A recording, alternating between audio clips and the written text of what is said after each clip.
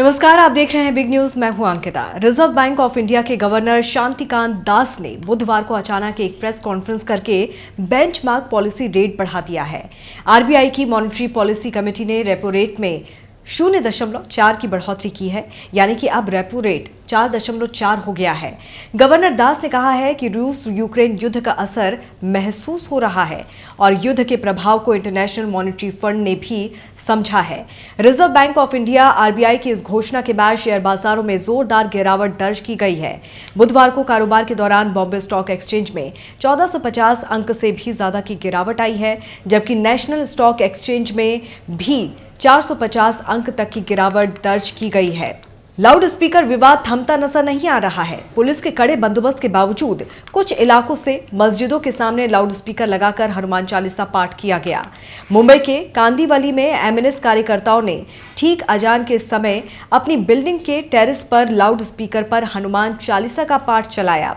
वहीं इस विवाद के बीच पुलिस ने सीआरपीसी 149 के तहत मनसे प्रमुख राज ठाकरे को नोटिस जारी किया है। हनुमान चालीसा विवाद के बाद से सुर्खियों में आए महाराष्ट्र के विधायक रवि राणा और सांसद नवनीत कौर राणा के लिए एक राहत की खबर है। न्यूज एजेंसी एएनआई के मुताबिक उन्हें सेशन कोर्ट ने शर्तों के साथ जमानत पर रिहा करने की अनुमति दी है। आपको बता दें कि महाराष्ट्र के मुख्यमंत्री उद्धव ठाकरे के घर के बाहर हनुमान चालीसा पढ़ने के ऐलान के बाद बिगड़ी कानून व्यवस्था और राजद्रोह के आरोप में दोनों को गिरफ्तार किया गया था और एक हफ्ते से ज्यादा वक्त से दोनों जेल में बंद थे। दिल्ली के रोहिणी इलाके में बारिश और ओले गिरने से अचानक मौसम का मिजाज बदल गया है। दिल्ली में लोगों को चिलचिलाती गर्मी से राहत मिली है। रोहिणी में बारिश और ओले गिरने से पूरे इलाके को ठंड पहुंचाई है। रोहिणी में बारिश और ओले गिरने से लोगों को राहत महसूस हो रही है। हालांकि इलाके में सुबह से गर्मी और चिलचिलाती धूप थी, लेकिन अचानक बदले मौसम ने लोगों के चेहरों पर मुस्कान ला दी है। देश में पिछले 24 घंटे में कोरोना के 3,205 नए मामले सामने आए हैं, तो वहीं कोविड-19 केसों में लगभग 25% उछाल देखने को मिला है। भारत में इस समय 19,509 एक्टिव केस हैं। पिछले 24 घंटों में 2,802 लोग कोरोना से ठीक हुए हैं। पिछले 24 घंटे में 31 लोगों की कोरोना से मौत हुई है। कोरोना वायरस को लेकर रिसर्च जारी है। हालिया अध्ययन के मुताबिक ये पता चला है कि कोरोना के वायरस हवा के जरिए फैल सकते हैं। सीएसआईआर और देश के वैज्ञानिकों के समूह ने मिलकर एक स्टडी की है और उन्होंने पाया है कि SARS-CoV-2 वायरस हवा के जरिए फैलता है।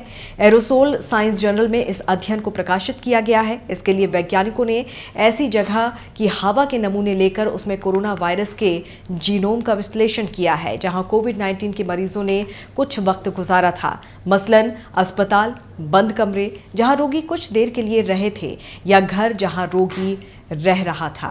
ग्रेटर नोएडा के दनकौर थाना क्षेत्र से होकर गुजर रहे ईस्टर्न पेरिफेरल एक्सप्रेसवे पर हुए 2 सड़क हादसों में मां बेटे समेत 3 लोगों की मौत हो गई, जबकि 4 लोग गंभीर रूप से जख्मी हो गए हैं। उन्हें इलाज के लिए अस्पताल में भर्ती करवाया गया। 2 घायलों की हालत गंभीर होने के कारण उन्हें एम्स के ट्रॉमा सेंटर में रेफर किया गया है।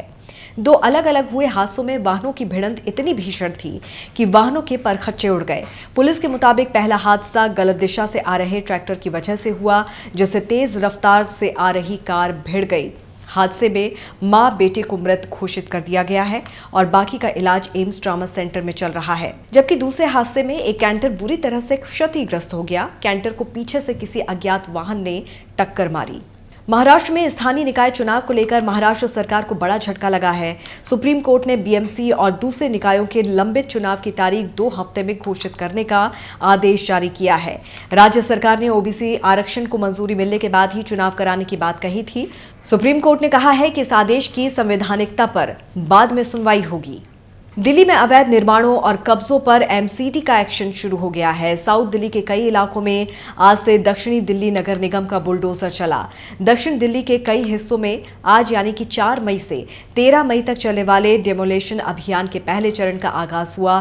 साउथ एमसीडी ने अतिक्रमण हटाओ अभियान के पहले दिन एमबी रोड और करनी सिंह शूटिंग रेंज वाले इलाकों में बुलडोजर चलवाई। इस दौरान अवैध कब्जों को जमींदोज किया गया। आज दिल्ली नगर निगम की ओर से तुगलकाबाद के एमबी रोड के आसपास अतिक्रमण हटाने की कार्रवाई हुई।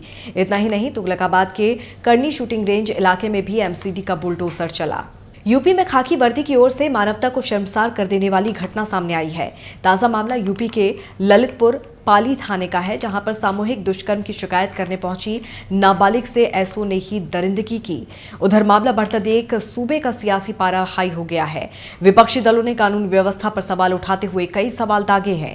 कांग्रेस महासचिव प्रियंका गांधी ने योगी सरकार पर हमला बोलते हुए कहा है कि बुलडोजर के शोर में कानून व्यवस्था के असल सुधारों को कैसे दबाया जा रहा है। उन्होंने कहा कि अगर महिलाओं के लिए थाने ही सुरक्षित नहीं होंगे तो वो शिकायत लेकर जाएंगी कहां। तो वहीं इस मामले में सपा प्रमुख अखिलेश यादव ने ट्वीट किया कि न्याय को ही लोगों के दरवाजे तक नहीं पहुंचाना होता है, कभी कभी न्याय की पुकार के लिए भी लोगों के दरवाजे तक जाना होता है।